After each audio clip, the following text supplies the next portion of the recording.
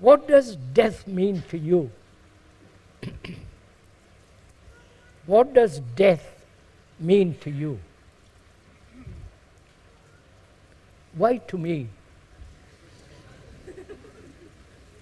What does it what does it mean to you? Much more important. You understand? What does life, the living, and coming to the end of it, what does it mean to you? If you believe in reincarnation, you know what that means. If you believe in reincarnation, that is you born next life, and if you have lived rightly, correctly, happily, your next life you have a better chance to reach the higher ladder. Right? You understand?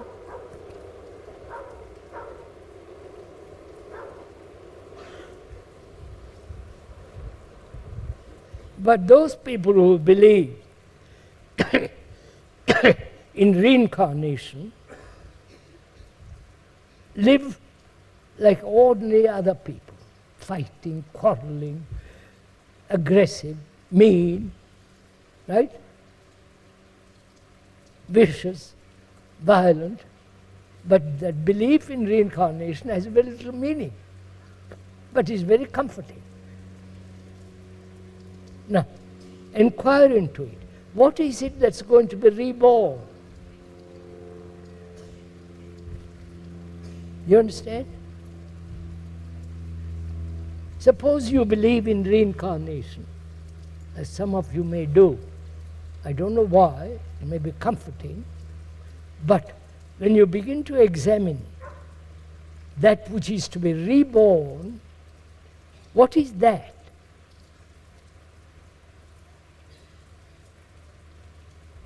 Is it permanent soul? Permanent something that is beyond time? If it is of time, that's not permanent, right? So, what is it that's going to be reborn? Your tendency, your idiosyncrasies, your experiences, the K dies, and next life he's born again. Poor chap.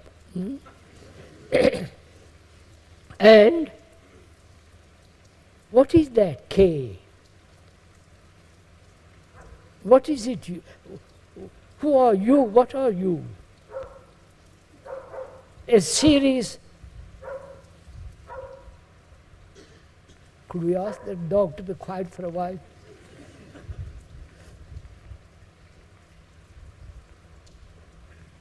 Who are you? Actually, not theoretically play around with a lot of ideas that you are a Atman, that you are there's God in you. That's all the activity of thought, right? So what are you?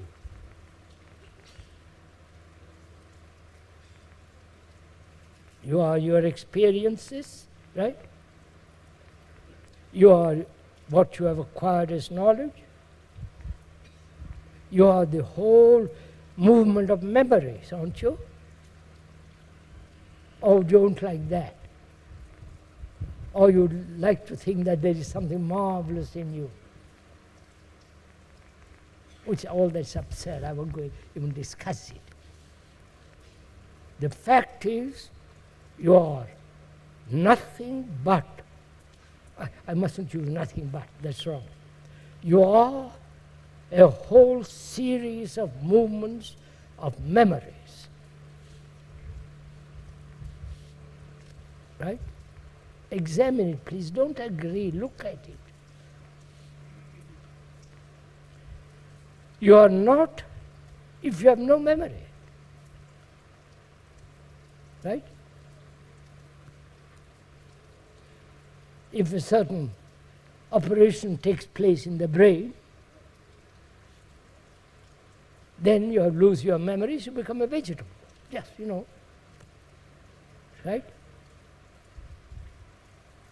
The speaker has been in a hospital in California, in America, where they have done all this. I've watched it. Horrible.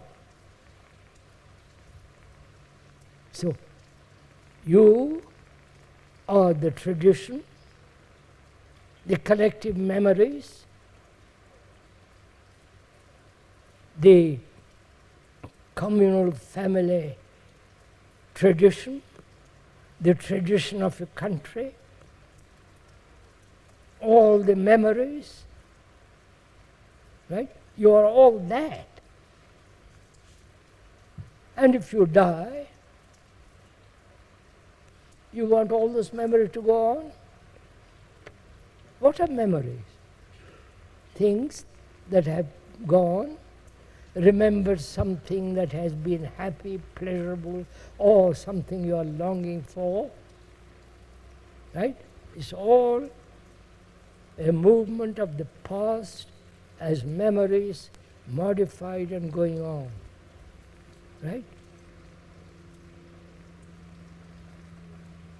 So what does death mean?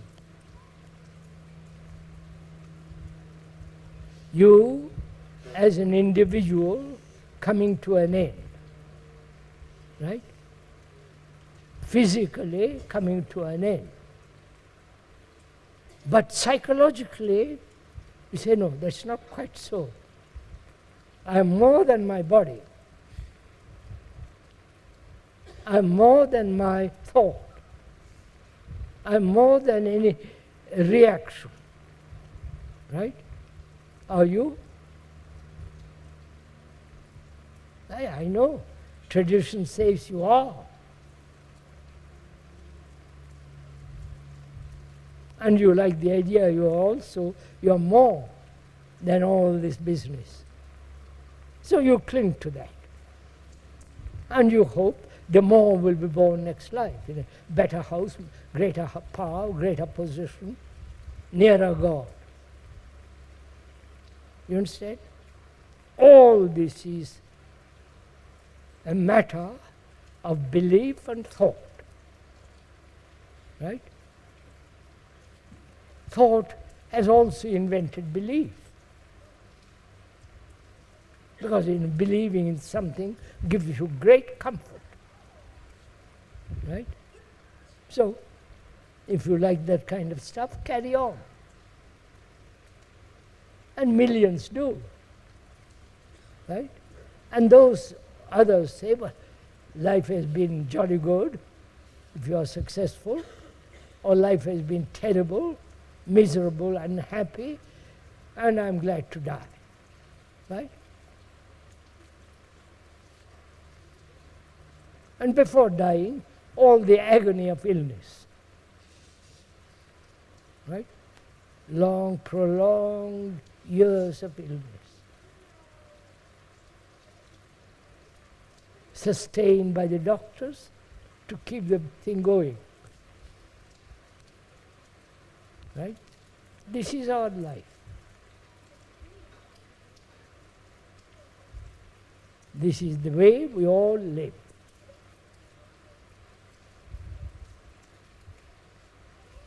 And we are frightened of death. Coming to an end. Though you believe in reincarnation, but you're jolly well frightened of death. You can't carry everything with you, but you like to have it last minute. You understand? If you have a lot of money, you like to have it the last minute, though you know you can't carry it with you. So this is what we call living and dying. Right? Why do we give so much importance to the after? What happens after death? Why? Is it not far more important what is happening before death. You understand? You understand what I'm saying? Not what happens after, but what is happening during the long years of living, struggling, pain, anxiety, depression, suffering, loneliness, that you all go through, right? Isn't that more important to consider?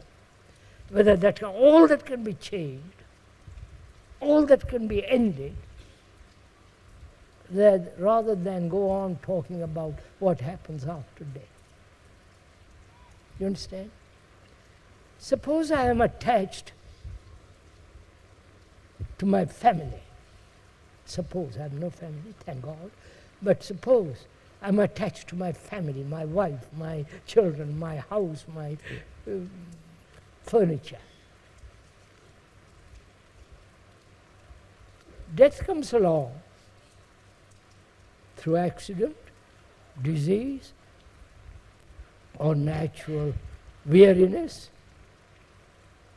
Death comes along, says, you can't take it with you, right?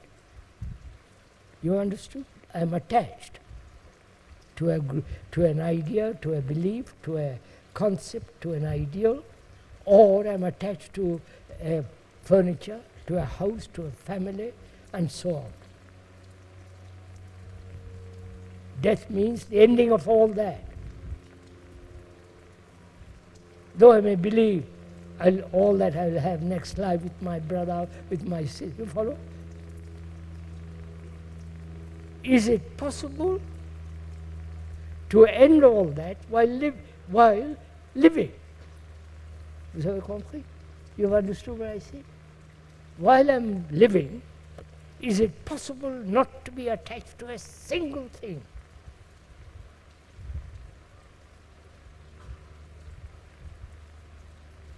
To my furniture, to my house, to my experience, to my books, to my reputation, to my nonsense. You follow all that. End all that instantly. That is death. Right? Come on. It is wonderful. What is wonderful? This day. It is wonderful if you do it. If you don't do it, just a lot of words. So what we are saying is this. Death with the body, with all the accumulated memories, brings to an end. Unless you believe, of course, in the other. Reincarnation, you are something which is permanent, that's going to, which is all that is an invention of thought. So, is it possible to end while I'm living, while one is living, to be free entirely of all attachment? Attachment to your guru, attachment to your ideas, experience, right? Because that's what death is going to do. So, while living, the ending means in living with death. You understand what I'm saying? No, you don't. So don't nod. No, sir, you don't.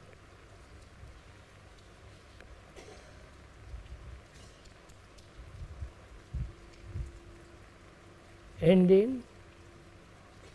If you end smoking, right? If you have a habit of smoking, suppose, and you end it,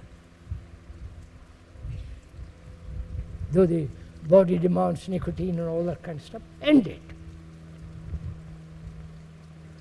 Because that's what's going to happen when you die. And you are clinging to some experience, to some memory. so that your brain is new, fresh.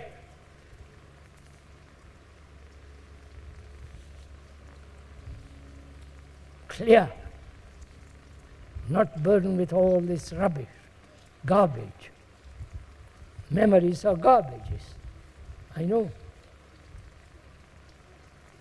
So living is to live with death all the time. You understand? Do it, sir. Do one thing that you hold most precious.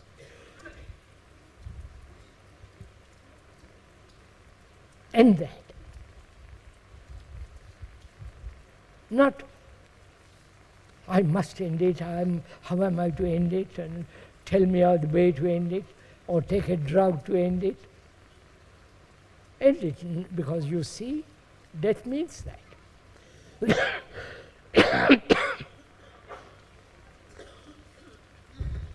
So it's possible to live a life which means a life of freedom. And therefore a life of love. Because love is not attachment. Love is not jealousy. A mind that is burdened with all kinds of stuff, a brain that's all kinds of problems, is not capable of affection, love.